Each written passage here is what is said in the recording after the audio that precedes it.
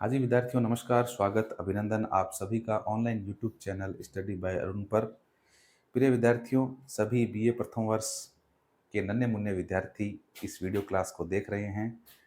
आप स्टडी कर रहे हैं, अच्छे से तैयारी कर रहे हैं अपनी। आई होप आपका जो एग्ज़ाम है सेकंड सेमेस्टर का अपकमिंग है, जल्द ही आपका एग्ज़ाम होने वाला है और उस एग्ज़ाम में आप अच्छा कर पाएँ, इसके लिए आपके लिए ये ऑनलाइन क्लासेस जो है स्टार्ट की गई है।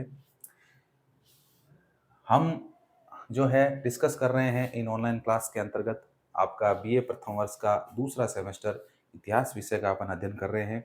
और इतिहास विषय के अंतर्गत जो है हम आपका पहला पेपर प्राचीन भारत का इतिहास हम पढ़ रहे हैं। प्राचीन भारत का इतिहास, जैसा कि विद्यार्थियों आपको पता है, आपके 300 ईस्वी से लेकर के और आपके 1200 ईस्वी तक का जो टाइम पीरियड है, इस टाइम पीरियड ड्यूरेशन के अंदर जो भी वंश आएंगे, जो भी इतिहास में घटनाएं घटेगी, उन सारों को अपन जो है डिस्कस करेंगे। और आपके सिलेबस के अंदर जो जो टॉपिक दिए गए हैं, केवल उन्हीं टॉपिकों को जो है अपन अध्ययन कर रहे हैं इस वीडियो क्लास के लेक्चर के माध्यम से। बीए प्रथम वर्ष के विद्यार्थियों के लिए ये वीडियो सीरीज बेहतरीन है, फ़ायदेमंद है। साथ ही कोई कंपटीशन एग्ज़ाम की अगर आप तैयारी कर रहे हैं, चाहे आप थर्ड ग्रेड रीट की तैयारी कर रहे हैं, आप सेकंड ग्रेड की तैयारी कर रहे हैं, आप फर्स्ट ग्रेड की तैयारी कर रहे हैं, किसी भी शिक्षक भर्ती की तैयारी कर रहे हैं, उसके अलावा ग्राम सेवक है, पटवारी है, हर हर एक वैकेंसी के अंदर जो है आपके इतिहास को जो है अनिवार्य रूप से शामिल किया गया है। तो जिस किसी भी प्रतियोगी परीक्षा की आप तैयारी कर रहे हैं जिसमें इतिहास का पोर्शन या पार्ट लगता है और वहाँ अगर आपके ये टॉपिक दिए गए हैं सिलेबस में, तो आप इस वीडियो सीरीज़ को देख करके और इसका बेनिफिट ले सकते हैं। चलिए आइए स्टार्ट करते हैं। गुप्त वंश हम पढ़ रहे थे। गुप्त वंश की उत्पत्ति के स्रोत हमने जाने।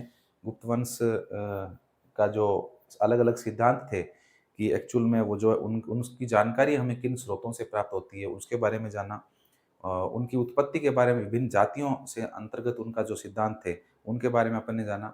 साथ ही गुप्तों के अंदर आपके सिलेबस के अंदर बीए फर्स्ट ईयर के सिलेबस में केवल आपके 3 ही गुप्त शासकों का जो है ज़िक्र किया गया है।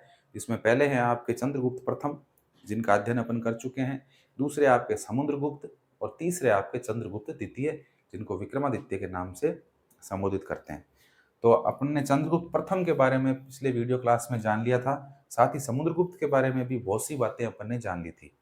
अब जो है लास्ट मैंने जो टॉपिक, जो पॉइंट मैंने छोड़ा था, वो था समुद्रगुप्त के सिक्के।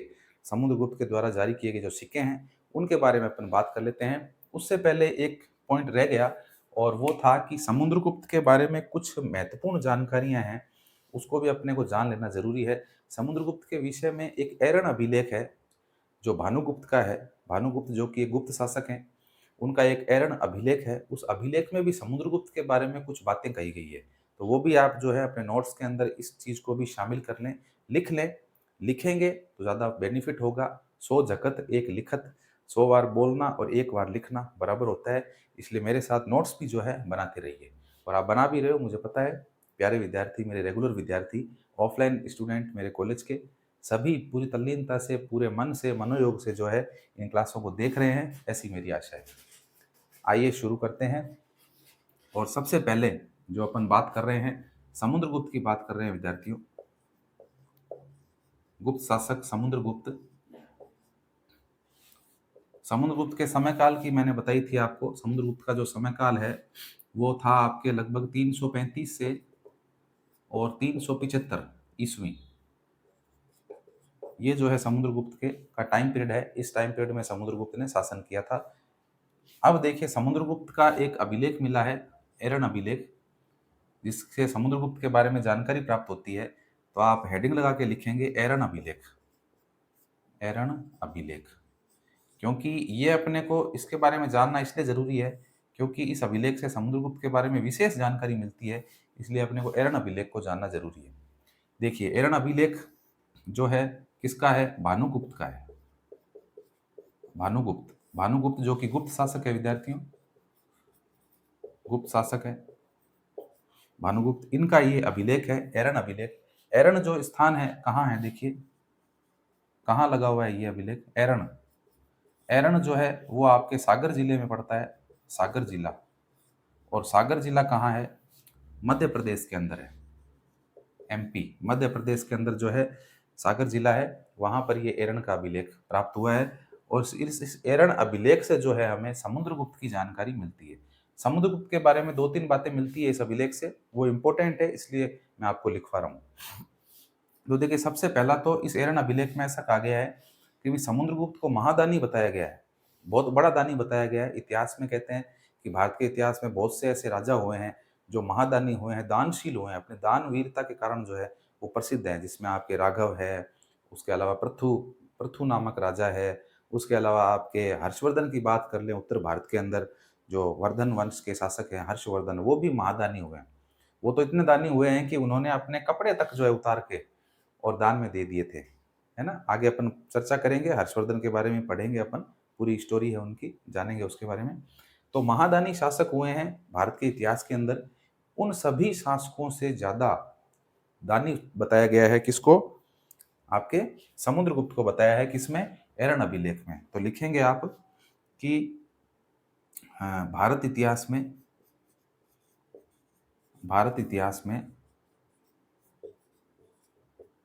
समुद्रगुप्त को भारत के इतिहास में समुद्रगुप्त को क्या बताया है? महादानी शासक बताया है।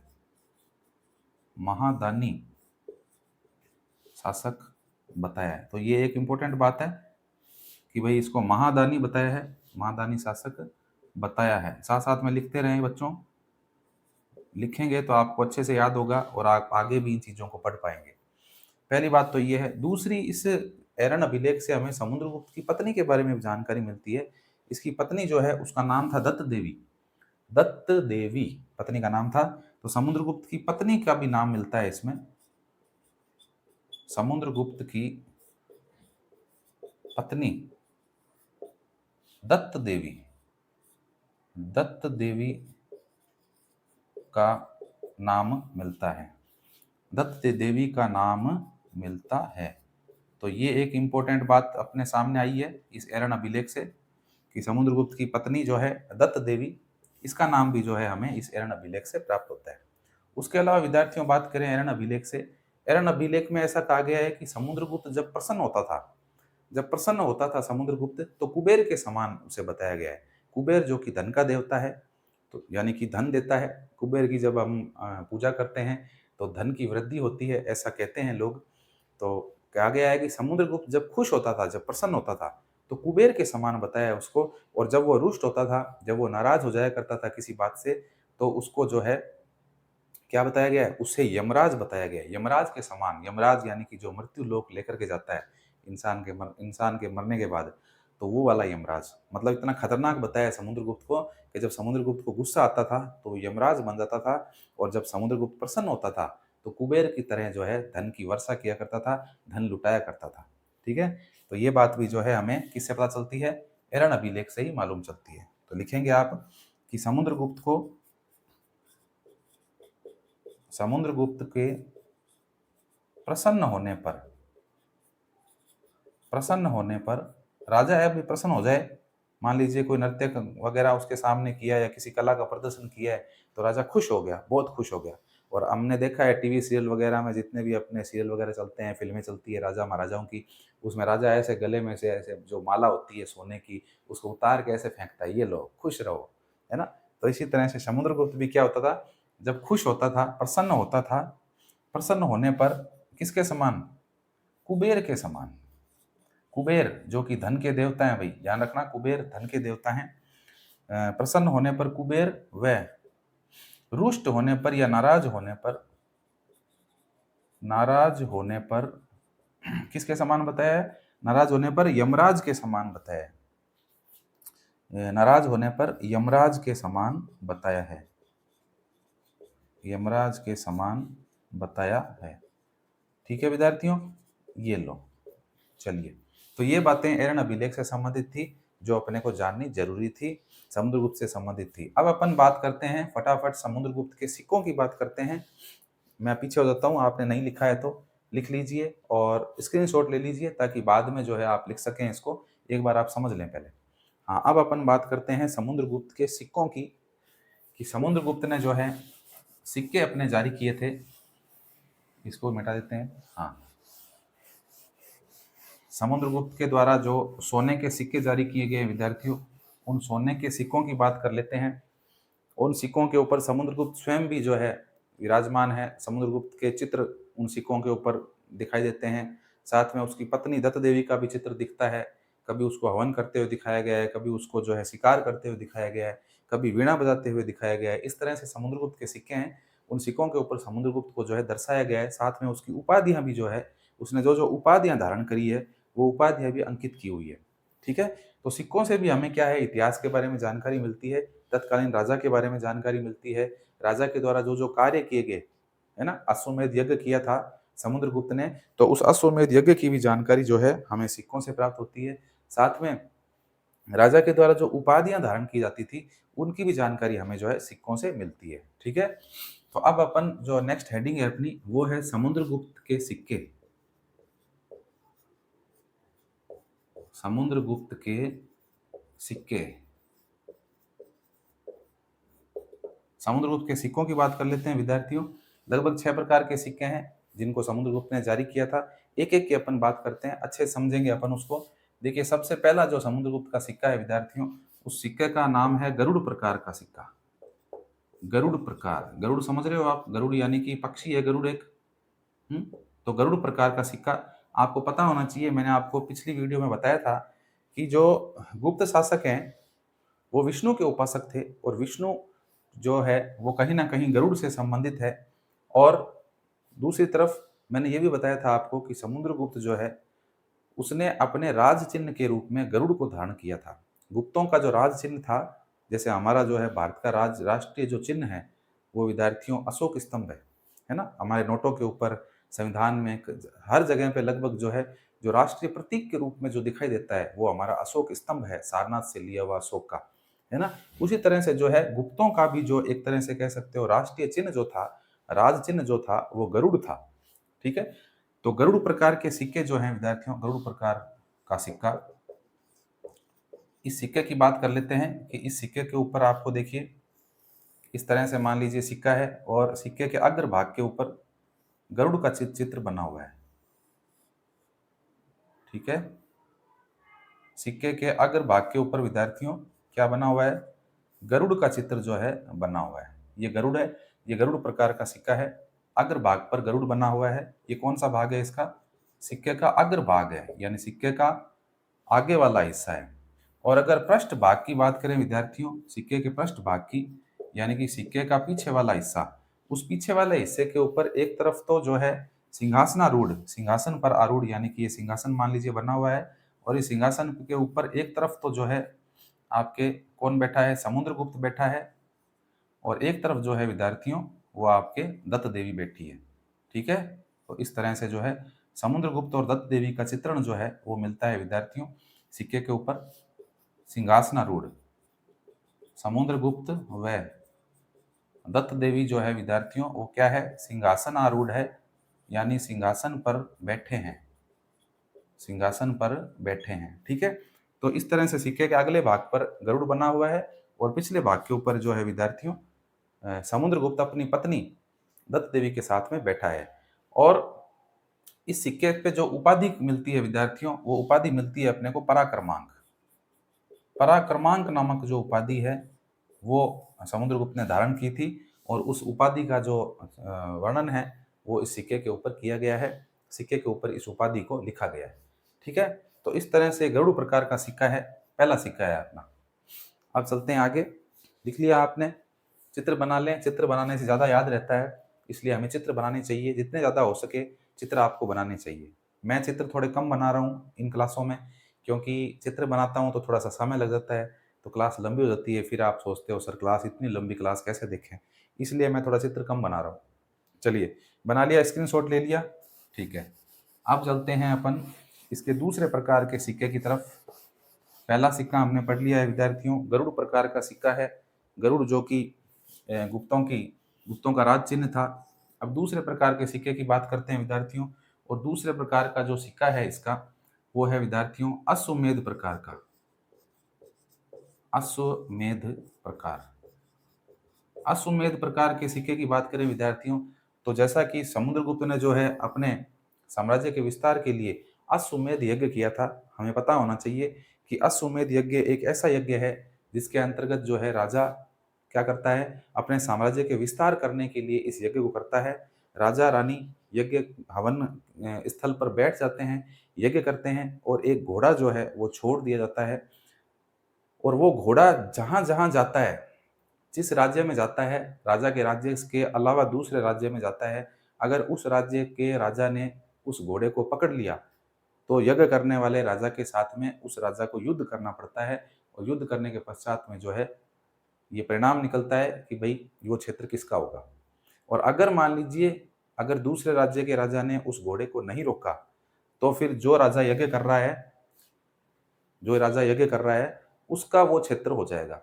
यानी कि घोड़े को अगर रोक लिया किसी ने, तो उसको राजा से युद्ध करना पड़ेगा यज्ञ करने वाले के साथ में, और अगर नहीं रोका, तो वो जो एरिया है, जिस एरिया में घोड़ा घूमा है, वो सारा एरिया यज्ञ करने वाले राजा का हो जाएगा।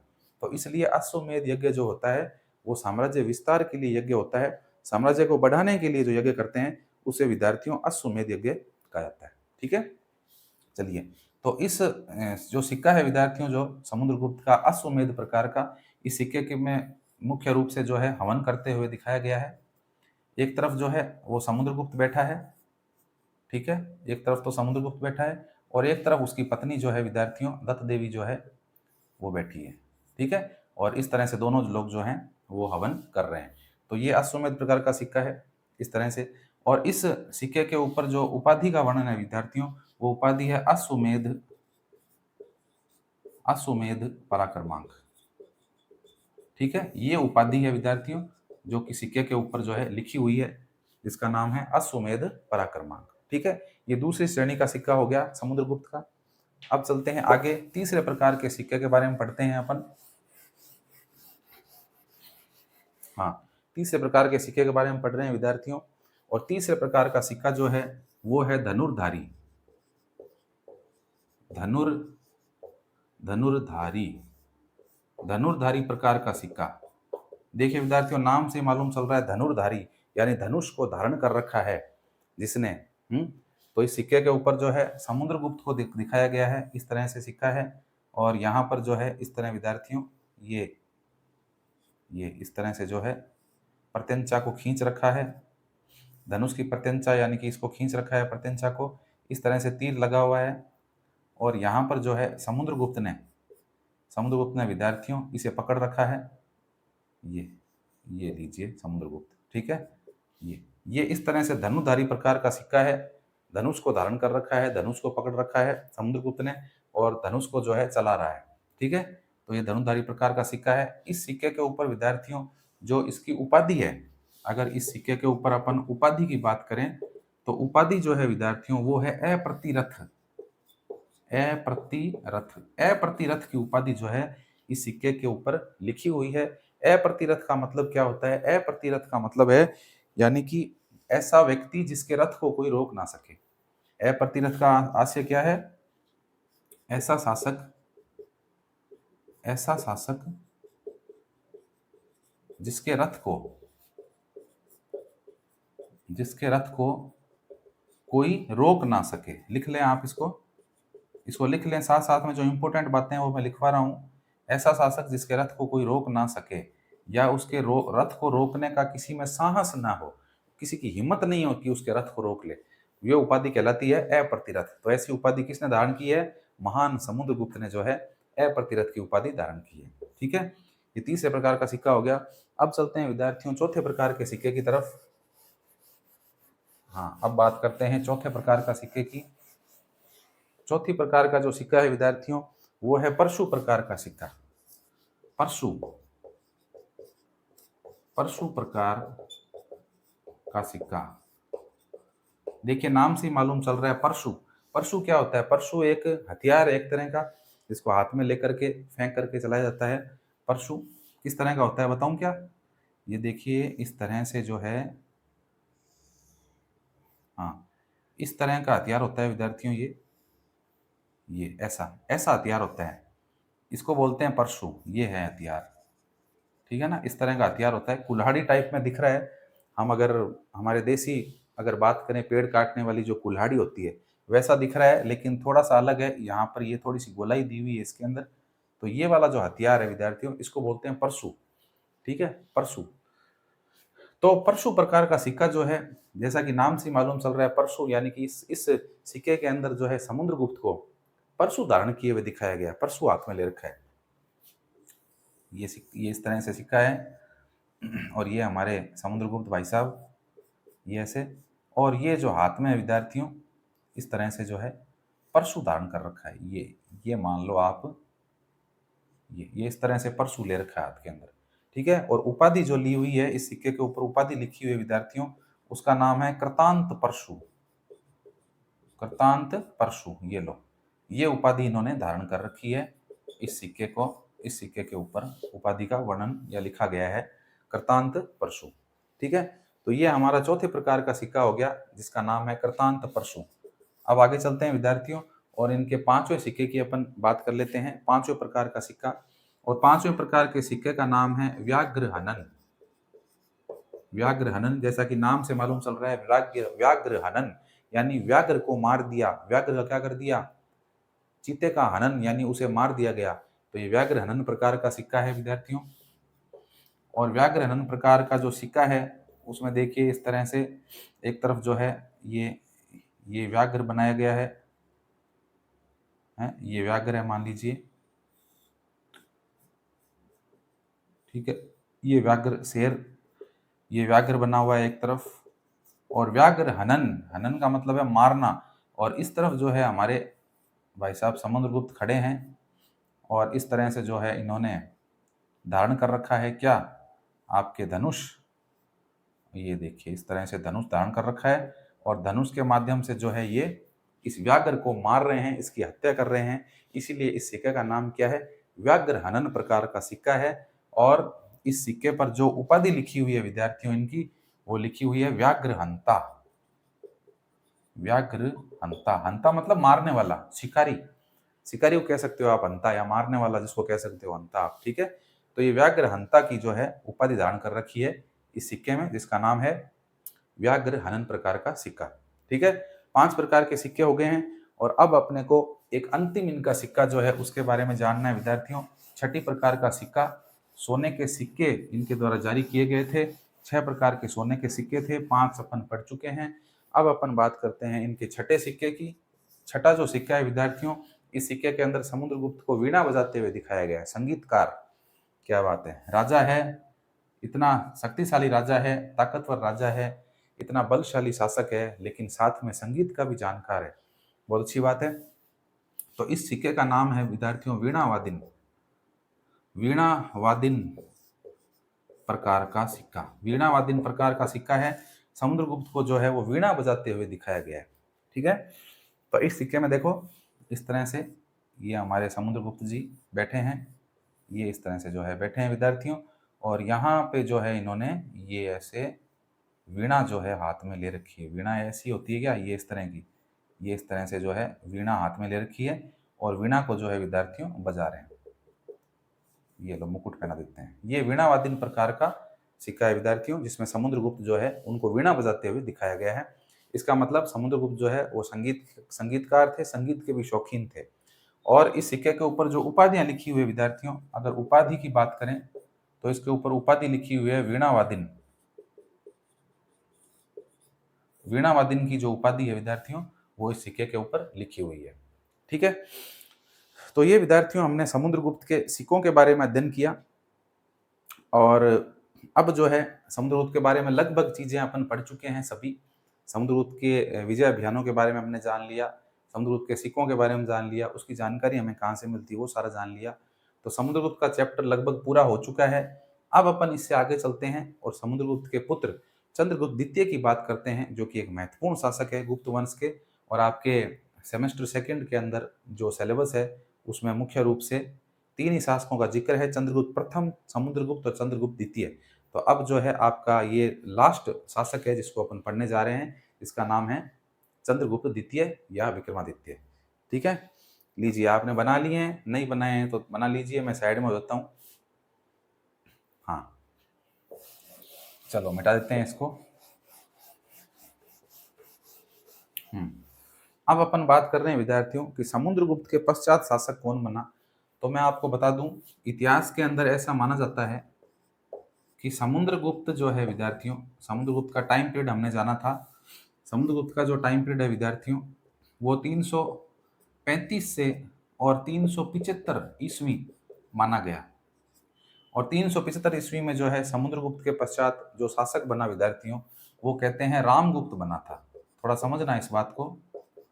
रामगुप्त नाम का एक व्यक्ति है जो विद्यार्थियों 375 से 380 तक शासक रहा था। गुप्त वंश में इस व्यक्ति का नाम आता है। हालांकि कहीं भी गुप्त वंशावली के अंदर जो है इस रामगुप्त का नाम नहीं दिया हुआ है। गुप्त वंशावली में कहीं भी जिक्र नहीं है। लेकिन कुछ एक जगह हैं, जैसे देवी चंद्रगुप्तम, विशाख दत्त की एक रचना है।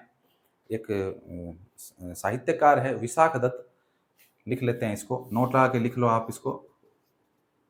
विशाख दत्त, विशाख दत्त की रचना, और उस रचना का नाम है विद्यार्थियों देवी चंद्रगुप्तम। देवी चंद्रगुप्तम विशाख दत्त की रचना है जिसका नाम है देवी चंद्रगुप्तम। इस देवी चंद्रगुप्तम में रामगुप्त का नाम आता है। रामगुप्त का नाम आता है, ठीक है। तो ये एक महत्वपूर्ण फैक्ट है कि भाई गुप्तकालीन इतिहास के अंदर वंशावली, गुप्त वंशावली में कहीं भी रामगुप्त का नाम नहीं है। लेकिन ये जो एक रचनाकार है, एक साहित्यकार है विशाख दत्त, इनकी कृति है देवी चंद्रगुप्तम, इसके अंदर जो है रामगुप्त का नाम आता है। तो कुछ इतिहासकार इसको प्रमाणित मानते हैं और कुछ कहते हैं कि नहीं, ऐसा कुछ नहीं है, रामगुप्त जैसा कोई शासक नहीं हुआ था। समुद्रगुप्त का एक ही पुत्र था जिसका नाम चंद्रगुप्त द्वितीय था, और उसी ने जो है शासन किया था। तो इसकी छोटी सी स्टोरी है, आप जान लें। ऐसा इतिहासकार ऐसा मानते हैं कि समुद्रगुप्त के दो पुत्र थे। एक का नाम था चंद्रगुप्त सेकंड, और एक का नाम था विद्यार्थियों रामगुप्त। तो कहते हैं कि 375 के अंदर समुद्रगुप्त के पश्चात जो है रामगुप्त शासक बना था। और जब ये रामगुप्त शासक बना तो रामगुप्त का विवाह हुआ था विद्यार्थियों। रामगुप्त का विवाह हुआ था, किसके साथ में हुआ था? हाँ, रामगुप्त के विवाह की बात कर लेते हैं। रामगुप्त का जो विवाह है वो ध्रुव स्वामिनी के साथ में हुआ था। ध्रुव देवी भी आप कह सकते हो, ध्रुव देवी, ध्रुव देवी नाम की कन्या के साथ में इसका विवाह हुआ था। ध्रुव देवी, कहीं पर इसका नाम जो है ध्रुव स्वामिनी भी लिखा हुआ है, ठीक है। दोनों ही आपको ध्यान रखने, महिला एक ही है, ध्रुव स्वामिनी या ध्रुव देवी नाम की। ये बहुत खूबसूरत जो है महिला थी, ब्यूटीफुल लेडीज थी ये। तो इसके साथ में जो है रामगुप्त का विवाह हुआ था। और कहते हैं कि रामगुप्त का जब विवाह हुआ था इसके साथ में, तो उसी समय जो है शकों का आक्रमण हो गया था। किसका आक्रमण हुआ था? शकों का आक्रमण। शकों का आक्रमण, शकों ने जो है आक्रमण कर दिया था। शक जो है विद्यार्थियों एक विदेशी जाति है जो बाहर से आकर के भारत के ऊपर आक्रमण किया था। तो ये शक बड़े खतरनाक थे, तो इन्होंने जो है आकर के भारत के ऊपर आक्रमण कर दिया था। और उस समय जो है शासक कौन था? रामगुप्त था। और इन शकों से युद्ध करने के लिए रामगुप्त राजी नहीं था। रामगुप्त को पता था कि अगर मैं युद्ध करूंगा तो युद्ध हार जाऊंगा, क्योंकि शक जो है वो बहुत शक्तिशाली है और एक ऐसी जाति है, ताकतवर जाति है जो सभी को पछाड़ रही है। तो मैं इनके सामने क्या चीज हूँ? तो रामगुप्त ने पहले ही हार मान ली और शकों से कहा कि भैया आपको क्या चाहिए, मुझे मत मारो प्लीज, मेरे को माफ कर दो, आप आपको जो चाहिए मैं दे दूंगा। तो शकों ने कहा कि हमें तुम्हारी पत्नी चाहिए, ध्रुव स्वामिनी या ध्रुव देवी हमें चाहिए। तो रामगुप्त ने हामी भर ली कि हाँ ठीक है, ले जाओ आप ध्रुव स्वामिनी को, ले जाओ, कोई दिक्कत नहीं है, मेरे को छोड़ दो आप, मेरे को बख्श दो, मुझे माफ कर दो आप। तो कहते हैं कि शकों को जो है रामगुप्त ने जो है अपनी पत्नी सौंप दी, ध्रुव देवी जो है वो शकों को सौंप दी। और इसकी जानकारी जब रामगुप्त के भाई चंद्रगुप्त को लगी तो चंद्रगुप्त को बड़ा गुस्सा आया कि ये ऐसे कैसे भाई, ऐसे कैसे अपनी पत्नी को शकों को सौंप रहा है।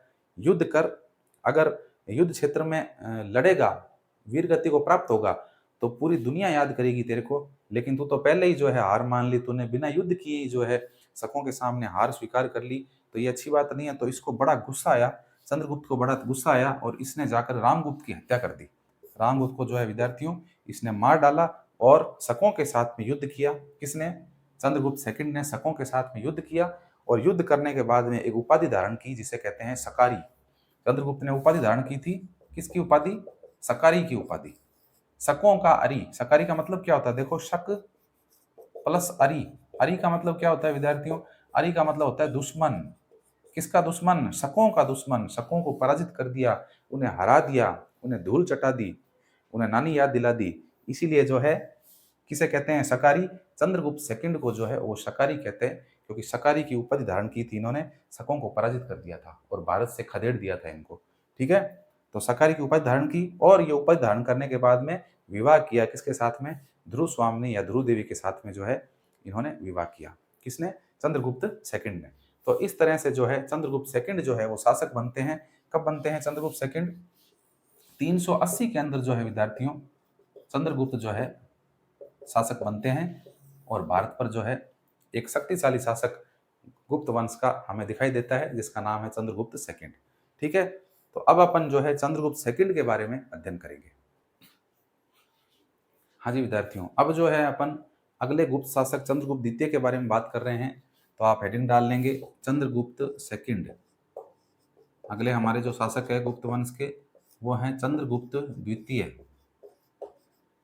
इनका जो टाइम पीरियड है विद्यार्थियों, समय काल की अगर बात करें तो इनका टाइम पीरियड 380 ईस्वी से लेकर के और आपके जो है 412 या 414 ईस्वी तक जो है इनका टाइम पीरियड माना जाता है। इस काल में इन्होंने जो है शासन किया था गुप्त वंश में।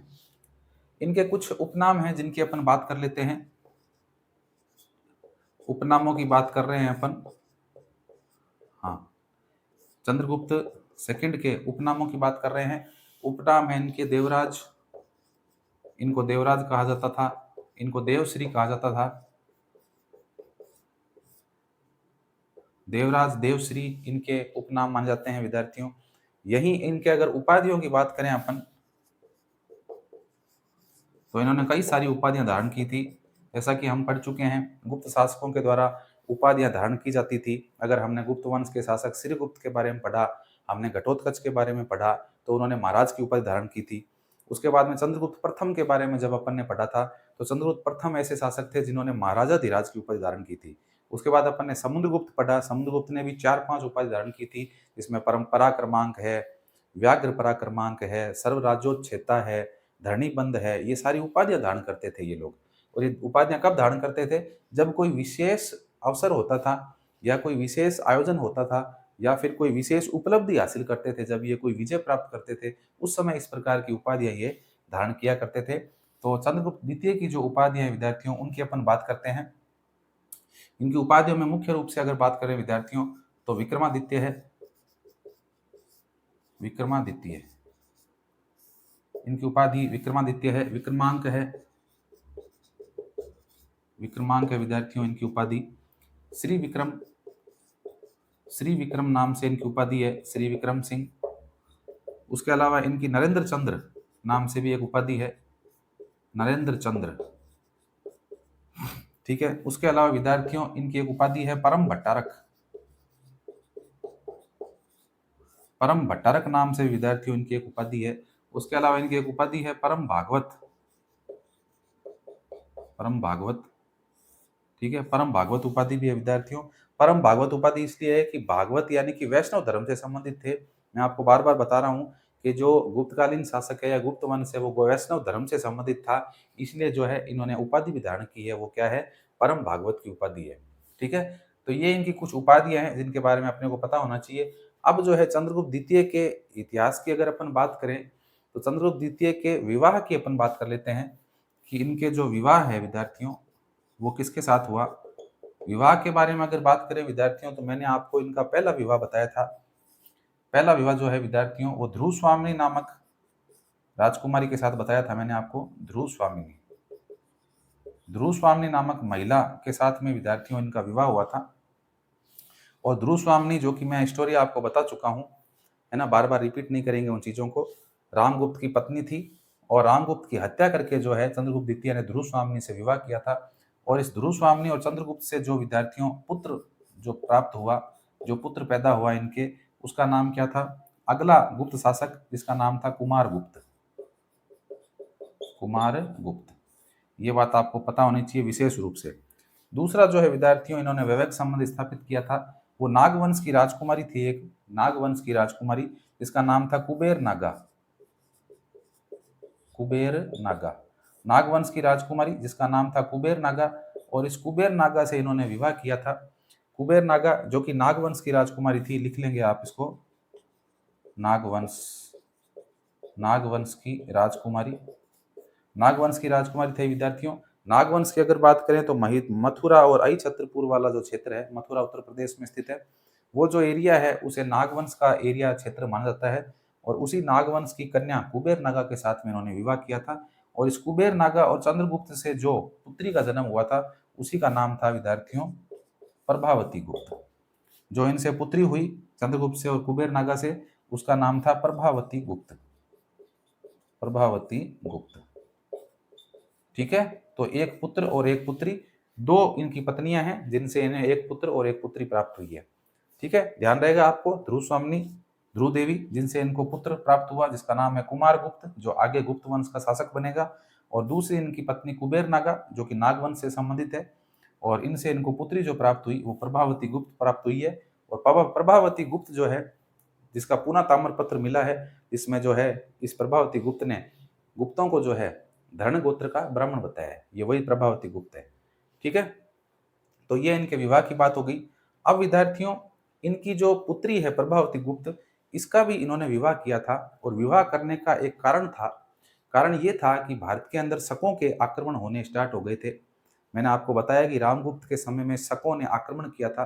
शक शासक था रुद्र सिंह थर्ड, रुद्र सिंह थर्ड नाम का शक शासक था, जिसको पराजित करने के लिए, जिसको हराने के लिए जो है चंद्रगुप्त सेकंड ने अपनी पुत्री प्रभावती गुप्त का जो विवाह है वो रुद्रसेन सेकंड नाम का एक शासक है जो वाकाटक नरेश है, उसके साथ में उसका विवाह कर दिया था। लिखते हैं अपन इस चीज को, लिखते हैं इस चीज को। तो वैवाहिक संबंधों की जब बात हो रही है, यह आपने लिख लिया होगा,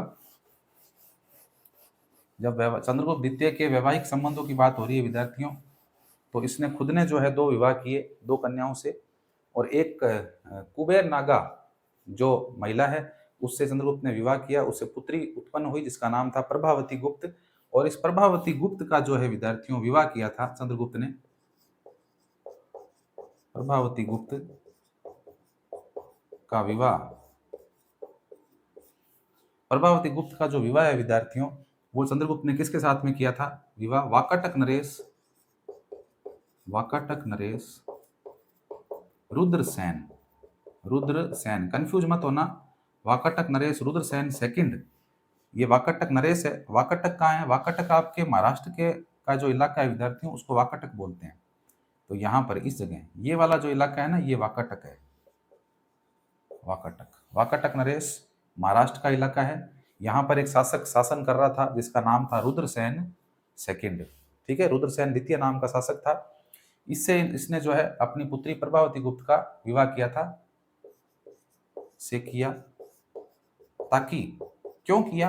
क्योंकि विवाह करने का कारण था, कारण ये था कि चंद्रगुप्त द्वितीय जो है वो शकों को भारत से भगाना चाहता था, और इसलिए वो चाह रहा था कि मैं किसी की सहायता लूं, तो मैं सहायता लूंगा तो सहायता पाकर के जो है इकट्ठे होकर के सम्मिलित रूप से शकों के साथ में युद्ध करेंगे और शकों को जो है भारत से बाहर खदेड़ देंगे। और ऐसा ही हुआ। इस वाकाटक नरेश रुद्रसेन सेकंड से जो है इसने अपनी पुत्री का विवाह किया, ताकि शकों को, ताकि शकों को क्या कर सके? पराजित कर सके, ताकि शकों को पराजित कर सके। शक शासक कौन था उस समय? शक शासक जो है विद्यार्थियों उस समय जिसका नाम था रुद्र सिंह, रुद्र सिंह, रुद्र सिंह थर्ड नाम का जो है ये शक शासक था। और इसको जो है रुद्र सिंह थर्ड के साथ में जो है कहते हैं चंद्रगुप्त द्वितीय का युद्ध हुआ था वर्सेज चंद्रगुप्त, चंद्रगुप्त सेकंड। इन दोनों का आपस में विद्यार्थी युद्ध हुआ था, और चंद्रगुप्त सेकंड ने जो है रुद्र सिंह थर्ड को, शक शासक को हरा दिया था, और हरा करके जो है शकों को भारत से खदेड़ दिया था। और खदेड़ करके चंद्रगुप्त ने जो है उपाधि धारण की थी, पहले बात कर चुके हैं अपन, उस उपाधि का नाम है सकारी। ठीक है, तो ये घटनाक्रम था। इसीलिए जो है इन्होंने अपनी पुत्री प्रभावती गुप्त का विवाह जो है वो वाकाटक के शासक रुद्रसेन सेकंड से किया था। ठीक है, तो इस योजना में सफल हो गए थे। शकों को जो है, शकों का पूरी तरह से भारत से उन्मूलन कर दिया था, यानी कि यहाँ से उनको पूरी तरह से नष्ट कर दिया था, भगा दिया था उनको। ठीक है, और खूब सारी उपाधियां इन्होंने धारण की जिसकी चर्चा अपन कर चुके हैं। तो ये इनके विवाह की बात हो गई। अब अपन आगे चलते हैं विद्यार्थियों और आगे जो है विद्यार्थियों, अब अपन चंद्रगुप्त सेकंड को लेकर के हम इनके नौ रत्नों की बात कर लेते हैं। चंद्रगुप्त द्वितीय के दरबार में 9 रत्न थे। 9 रत्न आपको पता होना चाहिए। सम्राट अकबर के दरबार में भी 9 रत्न थे, 9 लोगों की मंडली थी। 9 रत्न क्या होते हैं? 9 रत्न का मतलब है कि 9 ऐसे लोग होते हैं जो कला, साहित्य, इतिहास, दर्शन में अग्रणी होते हैं। बहुत वाक्पटु होते हैं, वाचाल होते हैं, हर बात का जवाब होता है उनके पास में, और अपने कार्यों से, अपने उपलब्धियों से राजा को वो प्रसन्न रखते हैं और राजा के दरबार में ही बैठते हैं। इनको बोलते हैं 9 रत्न। 9 लोग होते हैं, इसलिए इनको 9 रत्न कह दिया। ये 9 रत्न भारतीय इतिहास में बात करें तो 2 ही व्यक्तियों के दरबार में थे। एक तो अपन बात करते हैं अकबर की, अकबर के शासनकाल के अंदर भी उसके 9 रत्न थे। और दूसरी अपन बात करते हैं प्राचीन भारत में, तो आपके चंद्रगुप्त द्वितीय हैं, इनके दरबार में भी 9 रत्न थे, 9 रत्नों की मंडली थी। तो मंडली में कौन कौन लोग शामिल थे, अपने को वो याद रखना जरूरी है। ट्रिक के माध्यम से पढ़ेंगे। तो यहाँ आप हेडिंग डाल दीजिए, चंद्रगुप्त के दरबारी नवरत्न। नवरत्न कह दो चाहे 9 रत्न कह दो, एक ही बात है, ठीक है। चंद्रगुप्त के दरबारी नवरत्न, यानी कि दरबार में रहने वाले 9 लोग जो अपने कला से जो है राजा को प्रसन्न किया करते थे। तो ये नवरत्न कौन थे विद्यार्थियों? पहले इनके नाम लिख लेते हैं। देखिए, इनके नवरत्नों में सबसे पहले जो है वो शामिल था अमर सिंह। अमर सिंह आपको याद करवाऊंगा मैं ट्रिक से, डरने की बात नहीं है। पहला है अमर सिंह। फिर है विद्यार्थियों कालिदास, आप अभी लिखते जाइए मेरे साथ साथ। फिर है विद्यार्थियों धन्वंतरी। फिर है विद्यार्थियों घटकरपर। घटकरपर, ठीक है। उसके बाद है विद्यार्थियों वेताल भट्ट। वेताल भट्ट, ये लो, वेताल भट्ट, वेताल भट्ट नाम का है। और उसके बाद में है विद्यार्थियों वेताल भट्ट। दिख नहीं रहा क्या आपको? चलो दोबारा लिख देता हूँ, जल्दबाजी में लिखने से गलती होती है। वेताल भट्ट, ये 2 है, वेताल भट्ट। उसके बाद है विद्यार्थियों शंकु। फिर है विद्यार्थियों वराह मिहिर।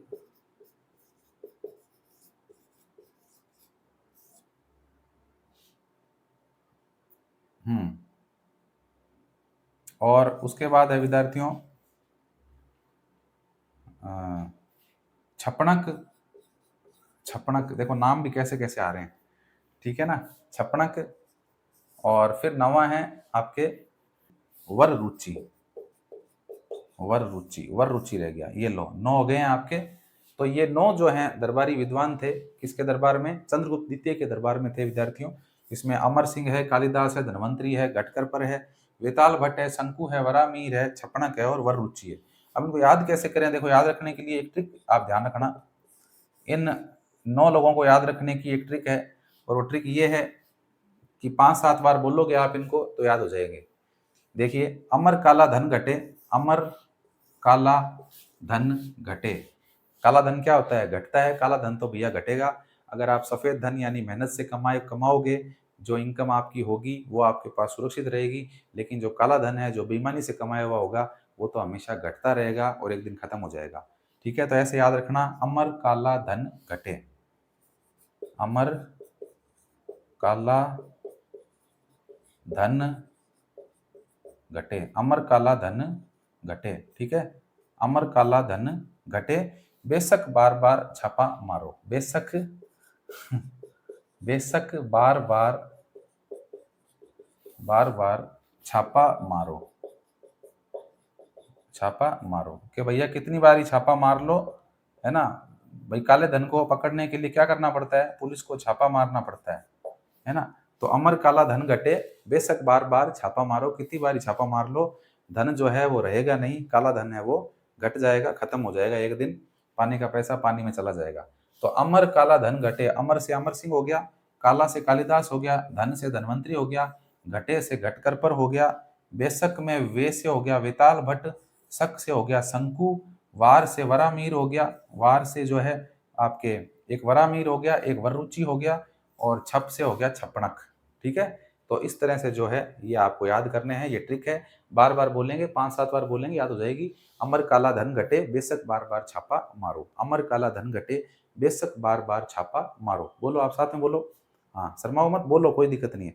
अमर काला धन घटे, बेशक बार बार छापा मारो। अमर काला धन घटे, बेशक बार बार छापा मारो। ठीक है, 5-7 बार बोल लेंगे, याद हो जाएगी। उसके बाद में फिर इस ट्रिक से के माध्यम से जो है आप नाम पकड़ लेना कि अमर अमर सिंह, काला कालिदास, धन धनवंतरी, घटे घटकर पर, वे से वेताल भट्ट, से शंकु, वर से वरामिहिर, वर से वररुचि और छप से छपणक। ठीक है, तो ये 9 रत्नों की मंडली थी जो चंद्रगुप्त द्वितीय के दरबार में थी। ओके, चलिए। हाँ जी, अब जो है विद्यार्थियों अपन चंद्रगुप्त द्वितीय के समय में भारत आने वाले एक विदेशी यात्री के बारे में और पढ़ लेते हैं, क्योंकि जब चंद्रगुप्त द्वितीय का नाम आ रहा है तो फाहियान का नाम आना भी स्वाभाविक है। फाहियान एक ऐसा व्यक्ति जो भारत आया था और भारत आकर के जो है चंद्रगुप्त द्वितीय के दरबार में भी ये रहा था। वहाँ पर रह करके जो है इसने पूरी की पूरी जानकारी प्राप्त की थी गुप्त वंश से संबंधित। ठीक है, तो फाहियान को भी जो है अपन पढ़ लेते हैं।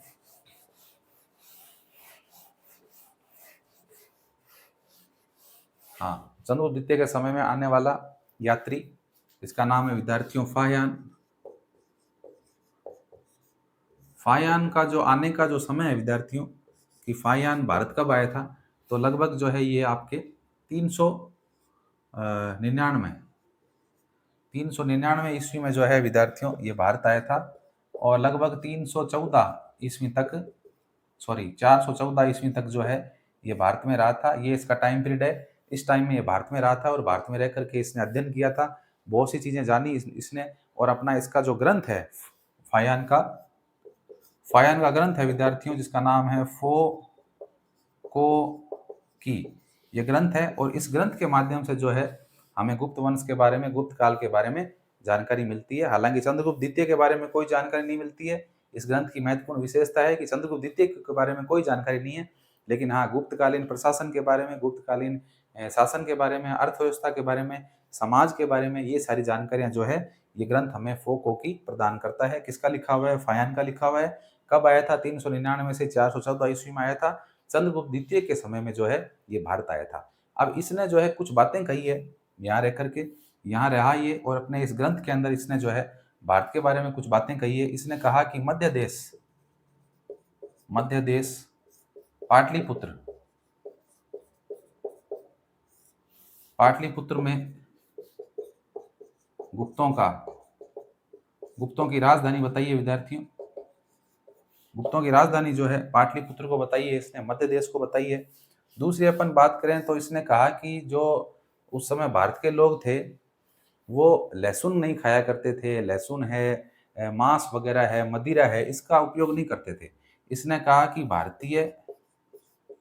भारतीय लोग जो है वो मांस, लहसुन, मदिरा का मदिरा का प्रयोग नहीं करते थे। ये बात इसने बोली है कि भारत के जो लोग हैं विद्यार्थियों, वो मांस नहीं खाते थे, लहसुन नहीं खाते थे, और मदिरा पान भी जो है वो नहीं किया करते थे, ऐसा इसने बोला है।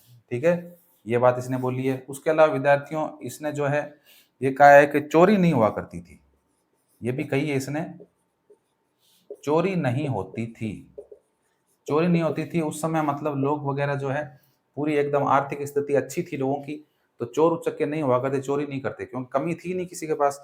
और जब कमी नहीं होगी तो चोरी कौन करेगा? कोई गरीब है ही नहीं, सारे अमीर है, पैसे वाले हैं, तो कौन करेगा चोरी?